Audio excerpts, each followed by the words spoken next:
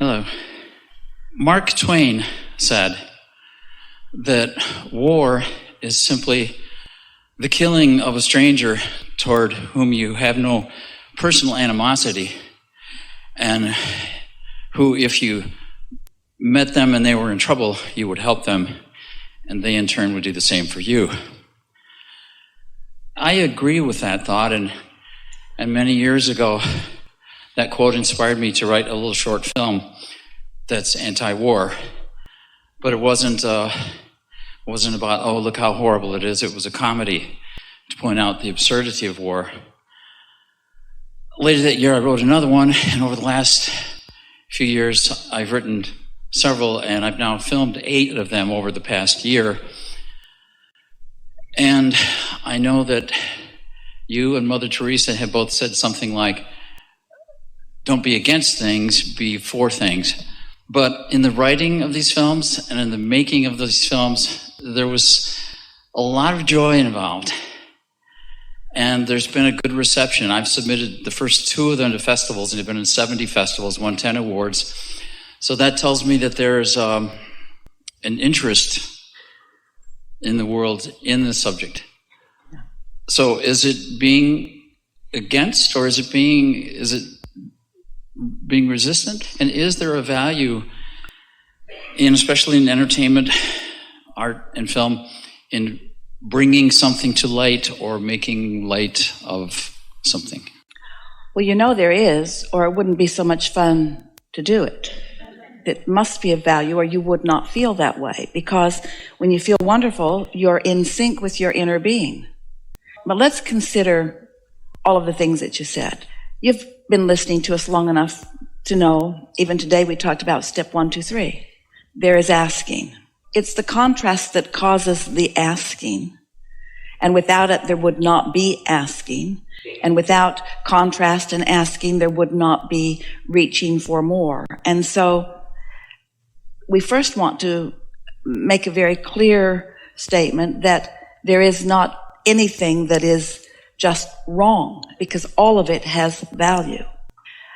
Maybe the easiest way for you to get to where you want to be in this conversation is to think about the distinction between thinking a thought and receiving a thought. And one of the things that is happening rampantly on your planet today is so many people are thinking rather than receiving, that they're getting a little out of balance with themselves. Now we're going to make a strong statement, and you will understand it completely. In contrast and in step 1, that's where humans do the majority of their thinking. And it's that thinking process that does all of the asking and is responsible for everything that's in the vortex. So it is enormously important. It's important to have exposure to life that causes you as an individual to identify what is important to you. Mark Twain was very wise in understanding that when I am having an individual experience, it's different than when I'm being swept up in the mass consciousness of something else. The only way to feel the connection with your own source is in your individual experience. So let's go back again. We want to be clear about this. So the distinction that we're asking you to reach for is the distinction between thinking a thought and receiving a thought. And both are important to the equation, because step 1 matters, and step 2 matters, and step 3 matters. Sometimes in the contrast that you are knowing about, and the contrast that you are writing about, and filming about, or telling a story about, you bring the contrast closer to someone who might not have experienced it otherwise. So then there is a stronger asking. And if in the process of your film, you are not just asking, but you're also allowing yourself to get into alignment so that you are receiving, sometimes you can put viewers in a position of, in the length of time of one film, no matter how long it is, that they might do a step 1 and a step 3 all within the same film. And the light approach to it, or the humorous approach to it, or the receptive mode approach to it is the only way that that would happen. Most everybody is pushing so hard against things that they have done their asking, but then they hold themselves in such perpetual asking that they don't allow the answer to ever come. And so you know that you have had success, at least the success that you're reaching for, which is to uplift others, when you find people thinking about things that maybe they have not thought about before, feeling the discomfort of discovering something within it that they maybe have never felt before, and then finding the relief of that new discovery. One of the things that is nice about humor or comedians or comedy in and of itself is that it often does build a bridge. In other words, it puts you in a mode of reception faster. But what's the point of being in the receptive mode if you don't have a question that is important to you to receive? And so with the right balance, and we think you're striking that, that's what you're accomplishing. That's why so much of it is inspired. Thank you. And now that these are done, and I just put them up on YouTube the other day, I've also written a full-length film, which is not anti-war, it's just a full comedy.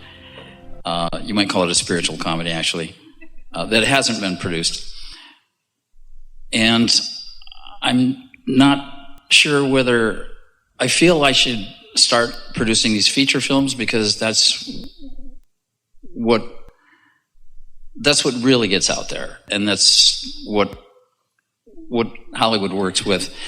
But I'm wondering whether I should push forward with that, so when Hollywood says, "What else have you got?" I can say, "Here's what else I have," or whether I should just rest with that a while and work on marketing, getting the short films out there that are done.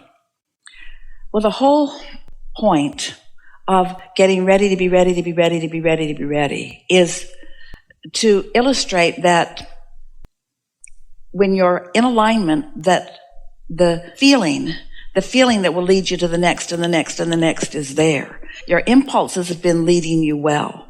You asked two questions, and we want to answer both of them. But the one that we want to answer first is about the larger production and the getting to the larger audience. So we have some questions for you. Mark Twain said, and you said he said, and he said, that in the larger experience, sometimes what the individual would do is different. And so, do you feel that the larger audience, because you've been getting ready to be ready to be ready to be ready, has the larger audience been getting ready to be ready to be ready to be ready? I believe they have, because when I go to LA to shoot my films, I'll, for example, chat with the Lyft driver who's taken me to the location. And if they ask me, I don't push it, but if somebody asks me, "Hey, what are you doing here?" "I'm shooting a film." "Oh, what kind of film?" "What's a comedy?" "Oh, what's it about?" Then I tell them, and they're always like, "Wow, that's great." And every once in a while, somebody will even start quoting like defense budget figures to me or something. So I think the audience is ready. And so there's your answer. You know that you're ready to be ready. But when you're offering something to someone and you're thinking about attraction, has life prepared your audience for what you now are wanting to offer them? Because this is the thing that we want you to contemplate. In the, what you might want to call smaller films, there are smaller audiences. But because they are smaller audiences, they are niche audiences that you have specifically sort of vibrationally planned for. So there is a high rate of receptivity. It's sort of like their receptive mode is already planned. And so there's a strong feeling of acceptance. And so then your logic says, well, if this small group is ready for this, then the larger group must be ready for this too. And we say, if the larger group were ready for this, they would be part of that small group.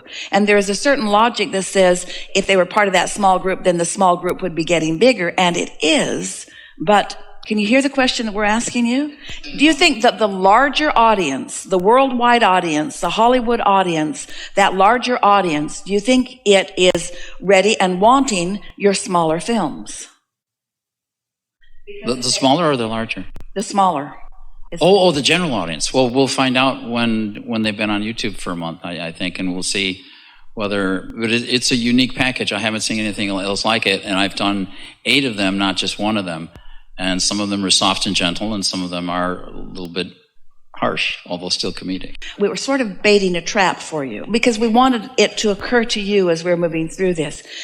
That maybe the larger audience isn't ready? Well, I'm not saying it would be blockbuster.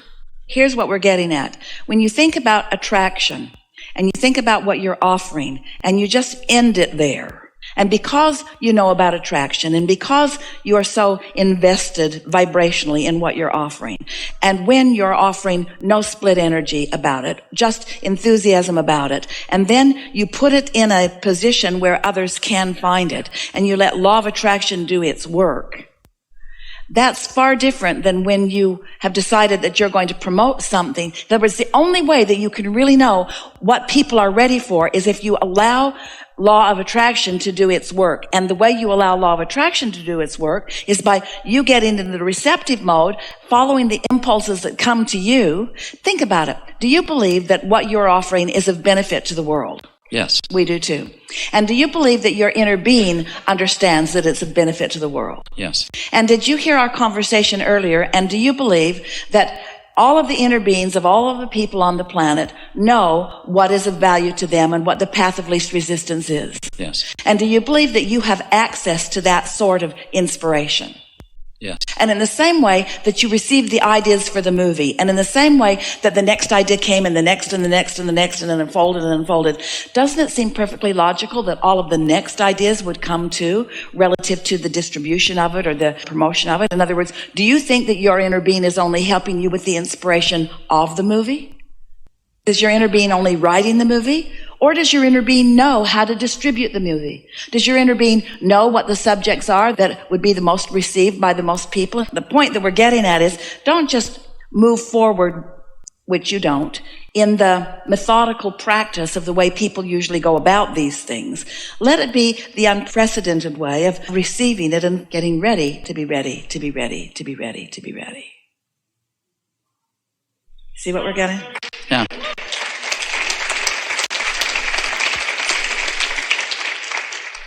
We don't want anyone to ever think that there is something about a subject that should be avoided, because in every subject there is value.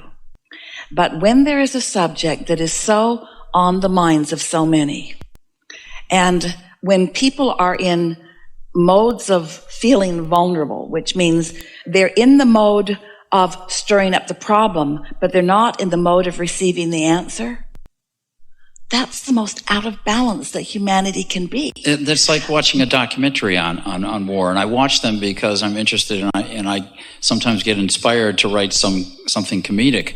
But there's also an aspect to watching a documentary you just want to turn away. You don't want to see the horrible things. Well, because that's that out of balance thing. When you are focused upon something that stirs contrast within you, and you are in this vulnerable place where the more contrast is stirred, the more vulnerable you feel, then nothing positive has been accomplished. But when you've explored contrast and you feel it, and then the feeling of discord lifts from you, as it does with humor or clarity. Esther says many times as she is moving through a week that even though there was a little discomfort in such and such, the clarity was such a big payoff. And she's beginning to understand that with clarity has to come something that you're reaching for, because clarity is moving out into something that is new. That's that feeling. That's that feeling of expansion and the feeling of conscious expansion. There's just nothing more exhilarating than that. Anything that causes people to ask is good for them. But if they are asking and asking and asking and asking with no relief from the tension and the resistance, then that's not good for them. And that's sort of the state of things these days. There are so many things that people are worried about, and so many people are beating the drum of what they're pushing against, that they're not giving themselves the opportunity to move from step 1 into step 3. And it is our knowing that that's what you are accomplishing in the balance of these films. And if it's what your intention is with everything, then there will always be success, because people want to feel good. But how are you going to know you feel good unless how you really feel about something has been emphasized enough that you're really feeling it?